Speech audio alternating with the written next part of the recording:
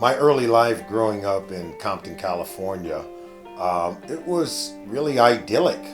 To be honest with you, I grew up in a family where my dad was a pastor of our church. My grandparents attended the same church. My cousins, my aunts and uncles, a large extended family attended the church. So we spent all day Sunday in church, from Sunday school in the morning to the first service. We would go home for dinner and have a dinner at my grandmother's house, our large family. And then we go back for afternoon service. And then we go back for an evening service. I used to wonder, how could you be in church all day? And that's what we did. And then, of course, during school, as we would grow up in the community began to turn. There was a lot of violence. There were a lot of things that we saw every single day that just didn't align with what I thought how life should be for a young person who wanted to do something positive with his life. And, I just remember wanting out. I remember wanting to go to better schools, live in a better community. And so I kind of lived in between two different worlds. I remember coming back from Christmas break, for instance. Not everyone came back. When you hear of someone who was shot and killed, or someone who had been hit by a car and killed, and to have people that sat next to you in a classroom as a 7th and 8th grader, or 9th grader, and now you're sitting in your chair, now that chair is empty. I mean, that's stunning. I just remember thinking something had to change, that I had to be in a better environment where I could only have to worry about my schoolwork, my homework, shouldn't have to worry about am I going to be able to get to and from school safely. But that was the reality of life. My awareness about my athletic ability and my love for sports really came during this time of when I grew up in Compton, California. And it really was one of the more, it was a saving grace for me, because it was something that I found that took me away from some of the everyday dangers that I saw in life, from some of the problematic paths that many of my friends and classmates chose to take and go down a negative road, whether it was drugs, whether it was crime, whether it was violence. I had sports to kind of ground me and to give me the self-confidence needed to be able to have an understanding and an ideal of what life could be like outside of the community that I grew up in, and outside of the community where I lived. It allowed me to have a greater vision for my life. And I started playing sports when I was like in 5th grade, started as a basketball player, then I developed a love for football and played both sports simultaneously. And then I kind of felt that football was maybe the best sport for me. I loved the physicality. I grew up the youngest of 4 boys. Everybody knows if you have 3 older brothers, you're the one taking the beating every day. And so football kind of appealed to me because I got to hit someone back finally without taking the brunt of it. But I remember playing in sports and always being complimented by my friends in the neighborhood or by my coaches about the tenacity in which I played with, and having an understanding for the game. I was always complimented in those ways. And obviously, when you're making good plays on the court or on the field, I mean, the feedback, the one thing about sports, the feedback is immediate. That's usually reinforcement in a positive way that tells you that you can be good. And so that resonated with me. And I remember going to my mom and telling her that, look, you know, I want to give it a shot to see if I can get a scholarship playing football. I want to go to college. I want to be able to play for a better high school outside of our area. My oldest brother, had bought his first home in the community, and I would go visit him, and it was in a community I absolutely loved. It was in Riverside, California, about 50 miles away from where I had grew up in Compton. So it was a little bit of a drive, and I remember my mom, I was the youngest of four boys, by her acquiescing to my ask to allow me to go live with my older brother so I could go to a better high school with better opportunities, better education, and a chance to get a college scholarship to play football. That meant if she was going to let me do it, that meant she was immediately going to become an empty nester because I'm the youngest of four boys. She wasn't looking forward to me leaving the nest so soon. So it took some convincing, but she later, because of the reasons that I stated, she said, okay, I'm going to let you do this, but I'm trusting you to go to school, to clean up and do all the things that you typically have to do, but with no supervision. And I remember my mom coming to visit after about the first month, and she came and saw that the house was clean, the floors had been mopped. She was like, this is wonderful. And so it increased the confidence that she had in me, that I could get this done. So imagine as a 14-year-old that you want to change your condition and your situation and the prospects for your life. Man, you have to have a serious vision of where you want to go and how you want to get that done to be able to convince your mom that you could do it. As a 14-year-old, you had to be really dialed in. And but I was fortunate. The school that I went to, there was a coach that was very serious. He saw me play. He said, look, if you do what I tell you to do, if you're in this gym every day after school to lift weights and work out, first bell, you got to be in the weight room. And he said, if you do that, I can promise you, with your talent, your ability, if you help us win, he said you're good enough to get a college scholarship to play in college. And years later, after my senior year, that came to fruition when I signed for my scholarship at the University of Colorado, which was one of the great moments in my young life. I graduated high school at 17 years old because I was one of those kids that my mom pushed me in school early. So she's like, you gotta go. And so I graduated at 17 years old. To be able to walk across that stage as a high school graduate at 17, knowing I had a scholarship for 4 years at the University of Colorado, it was one of the great dreams and accomplishments of my life. And little did I know that everything else after that would become much harder. But it also gave me the confidence to know that, I could do this. And so 4 years later, after going to the University of Colorado, and when I got there, we were not a winning program. By the time I left, we had gone to consecutive bowl games. We had become a winner. I had helped to recruit a lot of the kids in the area where I grew up in Compton, California, South Central, guys like Eric Bieniemy, Deion Figures, Darian Hagan. These guys would later, a few years later, help the University of Colorado win a national championship in 1990. And I graduated from the University of Colorado in 1987. So we went from this program that couldn't win a game to, within a few years, winning a national championship. I wanted to help our program win because I wanted to play in the National Football League. I didn't know if I'd ever get that opportunity, but I knew by winning, if you're an NFL program, you want winners. You want people who know how to go from the bottom to the top without a whole lot of help and have the vision to do that and pull others in.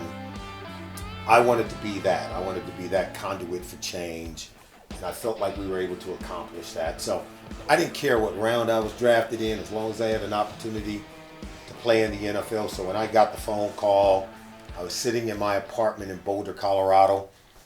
And so I remember about 8 o'clock in the evening on draft day, he calls me, Solomon, Cincinnati Bengals are on the phone. That's how I knew I was drafted by the Cincinnati Bengals. And I went over and talked to Sam Weiss, who was the head coach at the time, talked to Dick LeBeau, one of the great coaches in this league, would be my defensive back coach. And I was told that, hey, you're to report on this day. We're going to get your plane ticket. We look forward to having you. And that's how I knew I'd have the opportunity to play in the NFL.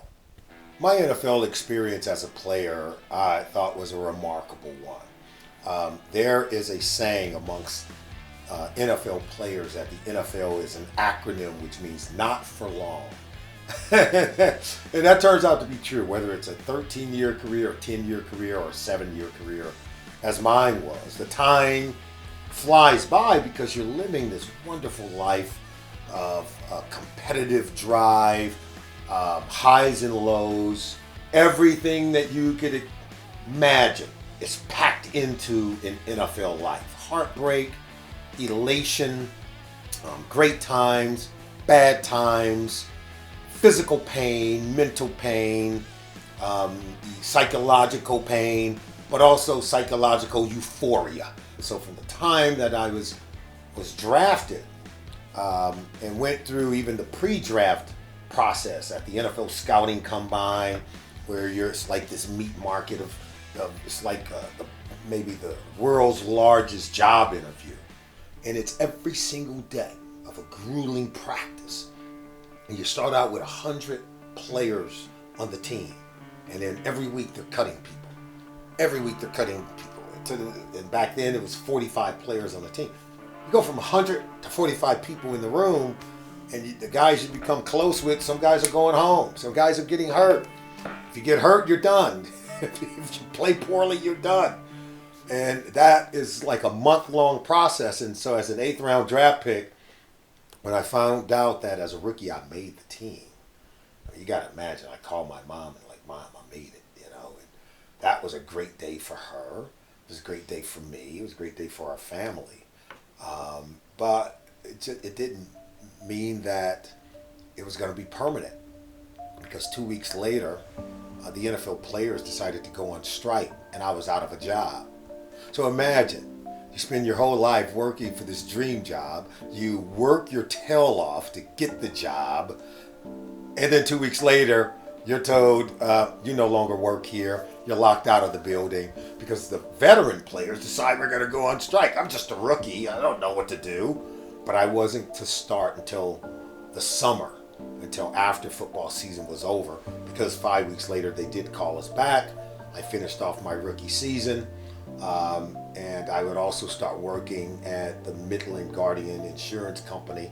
And it's a family based here in Anderson Township. It's how I ended up living in Anderson, because the Hayden family, they lived here, and they were like, if you're looking for a home, as you're starting to look for a place, you should live here. And so that's how I ended up in Anderson Township. But as I went through my NFL experience, I was fortunate enough that in my second season, I worked hard enough and became a starter for the Cincinnati Bengals. We played well enough that we won our first 6 games. We were 6-0. Next thing you know, we just kept winning and winning and winning. And I found us going into the playoffs. Now we got a chance. I don't even know what we're doing. I mean, we're just winning. And I had no idea that we were on a trajectory to go to a Super Bowl. And it would be the Cincinnati Bengals' second Super Bowl in franchise history. They had been in one in 1981. This was the 1988 team with guys like Boomer Esiason, Ickey Woods, James Brooks, Chris Collinsworth, Anthony Munoz, some truly great players that I got to play with. We're getting ready. We make it to the Super Bowl, and the week of the Super Bowl was just phenomenal because my family's there. I had cousins coming out of the woodwork and friends that I didn't know I had asking for Super Bowl tickets to come to Miami and watch us play.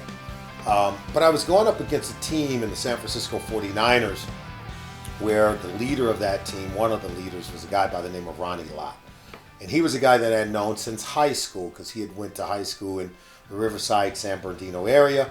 I got to meet him working at summer camps when I was in college because he went to USC, which is a school that was right there in Los Angeles that we all sort of worshipped and idoled. He was a college teammate of Anthony Munoz's at USC. They played on some great Trojan teams with Marcus Allen and other great players that all played in the NFL. And Ronnie Lott was a born leader, still is. And he was the guy that when I was in college, he took me aside and told me, look, when you get into the NFL, here's the mindset you need to have. Here's the process that you need to follow. Here's how you practice. Here are the things that you need to hold near and dear that's going to make you a good NFL player. And I just felt like he was one of the reasons why I had made it. And here I am getting ready to play against a 49er team with the great Ronnie Lott. A lot of people talk about Jerry Rice and Joe Montana, who were also on that team. But the guy that I looked up to was Ronnie Lott. And so I go up to him before the game. I run over, Ronnie Lott, Ronnie, how you doing? Oh, yeah. And he just looked at me like I was the enemy. It was like he didn't even know who I was. And that's when I knew we were in for a game. And I was like, oh, okay. So we're not friends here. I get it. I said, it's okay. It's on. Battle is on. And it was a great game. I remember it was 3-3 at halftime. People expected this fireworks, Boomer Esiason was the MVP of the year that year. He was our quarterback, and Joe Montana was their quarterback, and he was great. And it was just a 3-3 ball game at halftime, which means the defensive guys came to play. They would eventually win the game on the final drive. We had led, 16 to set to 13 or something like that. They scored the final touchdown. They beat us 20-16. And I just remember I had never been so heartbroken in my life. I don't think I slept for a month. I would wake up in the middle of the night trying to replay the game in my mind. And I always thought that we'd get back to a Super Bowl, and we never did.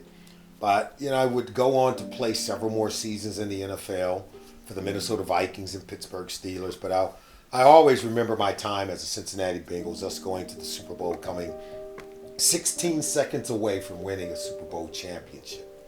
And so as I watched Joe Burrow lead the current day Cincinnati Bengals, there was no doubt in my mind that before his career is over, he's going to bring a Super Bowl trophy to Cincinnati. He's a winner, a born winner. And I absolutely love watching him play. So that's my career in a nutshell. I left it simply because I'm raising a family. I'm living in Pittsburgh. I didn't think it was right to have my family living in Cincinnati. I'm living in Pittsburgh playing, trying to come home and raise a family. There comes a time in every athlete's life that it's time to put down a kid's game, and you got to pick up the mantle as a husband and a father and go to work and take care of your family. And so that's what I decided to do, and I decided to go into broadcasting. It was something that I studied at the University of Colorado, and I thought that I could do it and do it at a high level, and it was time to pursue a new pathway in life, and that's what I decided to do. My broadcasting experience began really when at WOWT Channel 5 right here in Cincinnati, when I walked into the building and I was looking to interview to become a reporter and broadcaster, and they told me, because you don't have any experience, we can't hire you. And I decided to come on board as an unpaid intern. So imagine I go from being this NFL ball player making a good living to now working for free. and that's what I did. And I came in, and I remember all I could do in terms of the experience that I had. I was logging tape for the highlights to be done every evening, whether it was a Reds game or some other competition. I would log the tape so that when it was time to edit, that they could find the shots that they needed to be able to create a highlight reel. And ultimately I learned to become an editor, and then I became a writer, and then I became a producer, and then I became a reporter, somewhere along the way, I think about 2 years within that process, they say, we've taken advantage of you long enough. We decide we're going to hire you and actually pay you to do the jobs you've been doing around here. And so at that point, I became an on-air reporter, and and it was great. I absolutely loved it and covered every sport. Even though I played football, I covered college basketball, whether it was the UC Bearcats, whether it was Miami basketball, Ohio State, even Kentucky, who's in our viewing area. Their basketball team was great at the time. Covered the NCAA tournament, covered Major League Baseball, where I was at spring training with the Reds every single year. And I learned the discipline of covering every sport. I learned the discipline of being able to work in every level of media. And so after 5 years of working over at Channel 5, I got a call from my agent who said that they want to fly you out to Bristol and they want you to audition. ESPN may want to hire you. I was like, really? And so I was like, oh, that's great. And so I flew out to Bristol, Connecticut, and I remember they said, hey, you're doing your audition today with Stuart Scott, the late, great Stuart Scott, who is no longer with us, but he was one of the most phenomenal broadcasters and obviously a staple at ESPN, went on to have a long time career there. But I remember auditioning with him, and when I was done, they asked me, they said, well what do you want to do? You can do so many different things. And I said, well, I want to still live in Cincinnati. I don't want to have to move. and so I came on board as a reporter and began working with them. And I worked with them for 3 years. I became a sideline reporter for NFL games. I covered the NCAA tournament every single year in college basketball. I got to cover the NBA as well as Major League Baseball, covered golf and PGA Tour events as well around the country. So I worked a lot. And I remember while I was at the NCAA tournament in Indianapolis, I was at an event and two gentlemen came over and introduced themselves to me. And as it turned out, they were at CBS Sports. And after a long conversation, they said, look, when is your contract up with ESPN? And I told them, and they said, look, we'd like to bring you out and maybe audition. You'd like to call games? And I was like, I've never done it before, but I sure would like the opportunity. And so a few months later, I ended up flying out to New York and auditioned to be an analyst to call games for CBS. And I was hired. I went on to work for them 16 years. But when I went to work for them, there's something I did that I want all students to know as you look at working in media. Not only did I go to work for them, but when I left ESPN, where I had worked for them exclusively, I negotiated a contract where I worked for CBS, where I basically would start my own production company, and I would work for CBS in only the capacity as an analyst for NFL football and college basketball. In the months and days that I were not working for them, I would reserve the right to work with other companies, as long as I wasn't working as a competitor. So eventually it was basically my venture to become an entrepreneur, to begin to work for myself, to develop content and create content as a writer, producer, and presenter. And so therefore I was able to establish and create opportunities to work with SiriusXM NFL Radio, who I currently still work with today. I was able to get contracts and opportunities to work for NFL Network, who was beginning in its infancy at that time. And I went on to work with them for 16 years. And so I was able to work in so many different capacities for so many different organizations. And I currently work with a public relations firm in New York, where most of our clients are in biotech and biopharmaceuticals, where we develop content for them, for people who want to participate in clinical trials, or whether it's investor relations. So we've been able to evolve and grow and create other verticals for revenue streams in the world of media that far exceeded any expectations that I had when I first walked in the door at Channel 5 as an unpaid intern. Well, after working for more than 25 years in broadcasting and sort of wrapped up a lot of the things, I didn't want to travel anymore. I just wanted to stay based in Cincinnati after racking up almost 2 million miles with Delta and having flown and worked for Sky Sports over in the UK and London, where I'm covering NFL events. I've flown and worked over in Ireland and in Spain and all over the country. 25 years of staying in hotels and rental car visits and just standing in one line after another. I decided that I wanted to come off the road, work from home, and I decided that I would create a different business model. I had began working with a public relations firm. It's known as Russo Partners LLC, and we're based out of New York. Again, most of our clients are biotech and biopharmaceutical companies. It is my job to help them tell their story. So whether they may have a new orthopedic product that would help people recover from knee surgery, may have nothing to do with sports, but it still allows us to use the vehicle that is media, whether it's social media or traditional media, but all the many platforms that media provides, we're able to create content to help our business partners. I also host a daily show from 7 a.m. to 10 a.m. Eastern Time. It's called The Opening Drive on Sirius XM NFL Radio.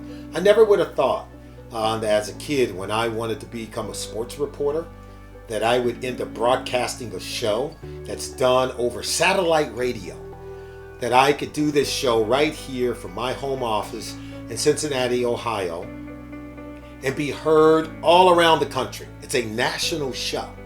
I have friends in California that I grew up with. I have friends in Boulder, Colorado, where I went to college, that can hear my show every morning. And I'm right here in my office in Cincinnati, Ohio. And it connects to our studios in New York. And I can take callers from all over the country right here in my office from Cincinnati, Ohio. So I'm just amazed by the technology and some of the things that we can do. And it's allowed me to really grow my business in a way that exceeds really my expectations or beyond my wildest dreams. And I would really just tell young people today that are working in media, first of all, learn every facet of the business. Learn how to produce the content, learn how to write the content, learn how to present it.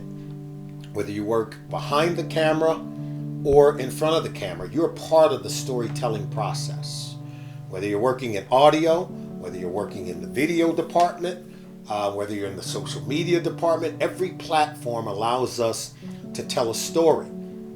Stories are something that we have been telling since men formed around fires. When we were just tribal, the first thing we ever did was told stories after we fed our children. Now we have technology to help us do that. So we don't get to just tell our story to our tribe where we're sitting. We get to sit here and distribute that story or that content all around the world.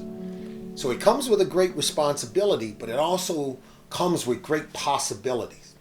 Businesses, companies have grown, immense corporations have grown from that very platform that I just described. But they need people to help in every facet and every step of the process when it comes to formulating stories, telling stories, and distributing those stories. Whatever work you do, make sure that you're helping and not hurting. We need good storytellers. Make sure that you understand the purpose for which you're telling the story. Okay? So we have enough people out there who may not be responsible in their storytelling, so we want to be responsible storytellers. Thank you.